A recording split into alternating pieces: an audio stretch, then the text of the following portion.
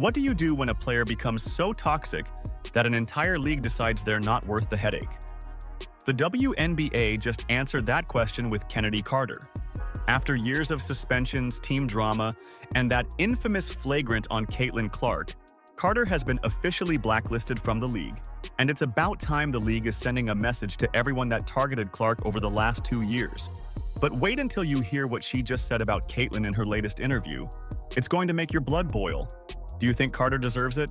Let me know down in the comments below. So we're going to talk about Chennedy Carter, but it looks like she's blacklisted. And she will be playing professional basketball during the season, but it won't be for the WNBA. June 1st, 2024 started as just another WNBA game between the Chicago Sky and Indiana Fever. The atmosphere at Gainbridge Fieldhouse was electric, with Fever fans eager to see then-rookie Caitlin Clark continue her incredible debut season. Nobody expected what was about to unfold on that court. The game itself was competitive, with both teams trading baskets and playing hard-nosed basketball. Clark was doing what she does best, threading passes and hitting shots that left fans in awe. Then came the play that would define Carter's legacy for all the wrong reasons. Carter and Clark. I mean, that's clearly a foul, which was called. The question is, will they call it unnecessary? Chennedy Carter, I think that's going to be a flagrant one. And after scoring a basket, Carter had the ball knocked away as she was getting back on defense. The play was over. The whistle had blown, but Carter wasn't done.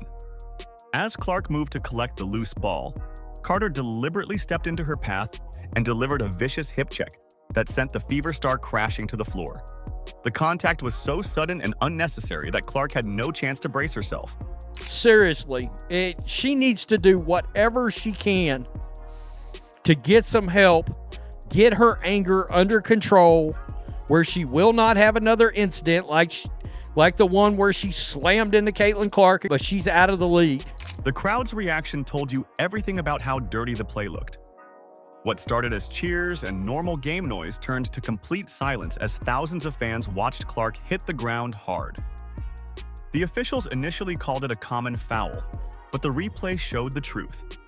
Carter had targeted Clark away from the ball, using her body as a weapon in what should have been a routine transition moment. The force of the hit sent Clark sprawling, and you could see the pain and surprise on her face as she picked herself up. Despite the solid fourth season from Carter, an incident with Indiana Fever guard Caitlin Clark stood out to many. The 2024 WNBA Rookie of the Year came in the league, became arguably the most popular player. There, I cleaned it up for you, which may have rubbed some people the wrong way, including Carter. Let's not forget Angel Reese being captured on camera applauding what Carter had just done. The WNBA's officiating crew reviewed the footage after the game and upgraded the call to a flagrant 1 foul. They determined the contact was unnecessary and excessive, exactly what everyone who watched it already knew. The league's decision to upgrade the foul sent a clear message that this type of targeting wouldn't be tolerated. But the real damage to Carter's reputation happened after the final buzzer sounded. So she was signed to the Chicago Sky with Teresa Weatherspoon, with Angel Reese, with Camila Cardoso, and, the rest of the folks. And then we get to the body check. This was originally ruled an away from the ball foul, but it was obviously a flagrant foul. It really upset a lot of people, which really escalated the issue. And it was really just poor sportsmanship on Kennedy's part. When reporters approached Carter in the post-game interview session, they naturally wanted to ask about the incident that had everyone talking. Her response became the moment that sealed her fate in the league. Instead of showing any accountability or professionalism, Carter shut down the questions with an attitude that shocked even veteran reporters. Her dismissive response showed a complete lack of respect for the game and her fellow players. And then Chennedy just wanted to give you an opportunity to talk about that moment between you and Caitlin. What was that play, what was said, and kind of what led to. Next question. Yeah, the play with Caitlin, it seemed like she turned to you a little bit. Yeah. After I ain't answering no Caitlin Clark questions. Did she say anything to you? I don't know what she said. What'd you say to her? I didn't say anything. Smith. We're good. She's good. Clark's reaction to the same questions revealed everything about why she's become the face of women's basketball. While dealing with the aftermath of being deliberately targeted, Clark handled the situation with the kind of class and maturity that veteran players admire. She acknowledged that basketball is a physical sport and emotions can run high during competitive games. Her response showed the leadership qualities that make her special both on and off the court. Yeah, I wasn't expecting it, but I think it's just like, just respond, calm down, let your play do the talking. It is what it is. It's a physical game. Go make the free throw and then execute on offense. And I feel like that's kind of what we did, but you know, it is what it is, I guess. I don't know. The contrast between these two players couldn't have been more obvious. On one side, you had a rookie who just got cheap-shotted but still managed to take the high road and show respect for her opponent. On the other side, you had a veteran player who couldn't even acknowledge what she had done wrong. The basketball world saw this comparison and drew their conclusions about both players' character. There's no doubt Chennedy Carter is extremely talented, but she's got to get her head screwed on straight. This incident became the breaking point for league officials who had been watching Carter's behavior for years. The WNBA had been building its reputation as a professional league with world-class athletes, and Carter's actions threatened that image. The combination of the dirty play and her post-game attitude made it clear that she didn't understand the standards expected in the league. Teams began distancing themselves from her almost immediately. It's one thing pushing Caitlin Clark, and it's another thing blindsiding her. Like, I don't think there's no justification for that. Like, to be honest, we can be honest here. Carter's attack on Clark wasn't just about one bad decision during a heated game. It represented a pattern of behavior that had been building throughout her career. The hip check incident became the final straw that convinced team executives across the league that Carter wasn't worth the trouble she brought to locker rooms and team chemistry. She knocked Caitlin Clark to the floor. We all saw it, a flagrant foul. And many people, including myself, thought it was borderline assault. It was awful. Carter's basketball skills were never in question. She could score from anywhere on the court and averaged 17.5 points per game for the Chicago Sky during her final season. Her quickness and scoring ability made her a legitimate offensive threat that coaches had to game plan around. But talent alone doesn't keep you employed in professional sports when your behavior becomes a constant problem for organizations. The first red flag came during Carter's time with the Atlanta Dream in 2021. The team decided they had seen enough of her conduct and suspended her for what they called conduct detrimental to the team. Team sources described locker room issues and conflicts with coaching staff that made her impossible to manage. The Dream tried to work with her initially, hoping to channel her competitive fire in a positive direction. Those efforts failed when Carter continued to create drama behind the scenes. Atlanta Dream did suspend her in the middle of the sophomore season, basically saying she was a detriment to the team and the team culture. So then the Atlanta Dream decided to trade her to the Sparks, the Los Angeles Sparks. After her Atlanta experience, Carter landed with the Los Angeles Sparks in 2023. The Sparks thought they could provide a fresh start and better environment for her to thrive. They were wrong. Carter's tenure in Los Angeles lasted just part of one season before the team had enough. The Sparks benched her for conduct issues, then ultimately decided to waive her rather than deal with ongoing problems. The pattern was becoming clear to everyone watching.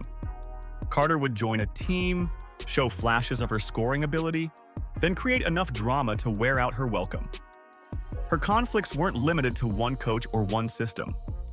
Every organization that gave her a chance ended up regretting the decision when her attitude problems outweighed her production on the court. Chicago represented what should have been Carter's final opportunity to prove she could be a professional. The Sky needed scoring and were willing to take a chance on a player with obvious talent. Carter responded by leading the team in scoring and playing some of her best basketball. Her numbers looked impressive on paper, and casual fans might have thought she was turning her career around. Behind the scenes, the same old problems persisted.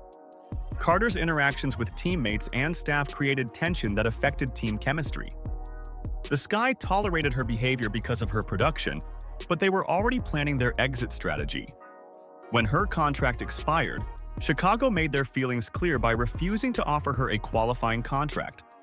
During the 2024 WNBA season, guard Chennedy Carter emerged as a key player for the Chicago Sky, leading the team in scoring with 17.5 points per game, a career high. She would still be probably their best pure offensive weapon if she was still on that team. Now, there's a world where Camila Cardoso, and I've said this, will be their best player this year, provided they allow her to ball, or provided Angel Reese gets the hell out of the way, one of the two. General managers around the league watched Carter's situation closely. They saw a talented scorer who couldn't stay employed because of character issues. Multiple league sources confirmed that team executives privately discussed Carter's reputation and decided unanimously that she wasn't worth the headache. Her talent level made her an attractive option on paper, but her track record scared away every potential suitor. Fast forward to Friday, Carter, who saw her one-year deal with the Sky come to an end, has yet to sign with the WNBA team. With training camp right around the corner, Carter has elected to join a different league as she awaits another shot at the WNBA. Chennedy Carter has taken her talents to the Mexican, and I'm not even trying to pronounce that, the LMBPF. Long story short, it's in Mexico, and it looks like a women's Mexican basketball league, professional basketball league. The WNBA was evolving into a more professional and marketable league. Team owners were investing more money into their franchises and expecting higher standards from their players. Carter's locker room issues represented the old way of doing business that the league was trying to leave behind. Her behavior problems became a luxury that no organization could afford. The league's decision to effectively ban Carter became official when she signed with a team in Mexico to play during the WNBA season. This move confirmed what everyone already knew. No WNBA franchise would touch her. Her plans to play in China during the WNBA offseason completed the picture of a player who had burned every bridge in American women's professional basketball. She's joining a women's basketball league in Mexico. The WNBA thing looks like a wrap for her for now. And in case you're wondering, she averaged 17.5 points a game last year and literally shot 50% from the field for the Chicago Sky. And she's 26 years old. I get it. I mean, she's got to lay in the bed she made. Carter's exile to international leagues proved that talent without character has limits in modern professional sports. 3 different WNBA teams gave her opportunities to succeed, and she failed to meet basic professional standards with all of them. Her scoring ability couldn't overcome the drama and dysfunction she brought to every organization. The message from the WNBA was clear. The league had outgrown players who put individual attitudes above team success. Carter's permanent departure opened roster spots for players who understood what professionalism meant. Her international career serves as a warning to other players about the consequences of burning bridges with teams and teammates. Chennedy Carter, she got a new job. Adios, amigos. Carter just sat down with Neon for an interview that had basketball fans scratching their heads in disbelief. Instead of owning up to her mistakes or showing any growth from her experiences, she decided to rewrite history and play the victim card. Her comments revealed exactly why no WNBA team wants anything to do with her anymore. Can you break down that situation that happened? Yeah. So, in basketball a little bit, there's things called talking, what you like to call smack or whatever everybody likes to call it. Yeah. Plays before things are said, that's a part of basketball. She tried to frame the hip check incident as normal competitive basketball. Carter acted like every player delivers cheap shots to opponents during dead ball situations, and that her actions were somehow within the bounds of acceptable play. She conveniently forgot to mention that the officials upgraded her foul to a flagrant one after reviewing the footage. The league's decision makers saw exactly what everyone else saw, a deliberate attempt to hurt another player. I think a play before, maybe I was elbowed. Okay, that happens. Think the next play down, maybe something was said, and then maybe there was like a little clip of somebody like yelling in my face. And then we go down the court. Then I hit like a little bucket, you feel me? Come down, hit like a little nice little mid-range pull-up.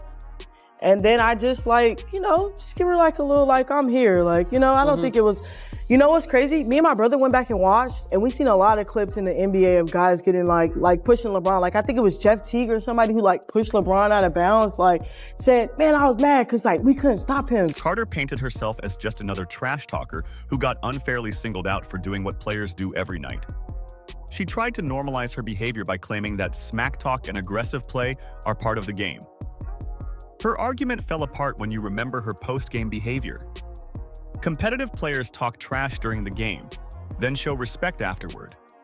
Professional athletes answer questions about their actions and take responsibility for crossing lines.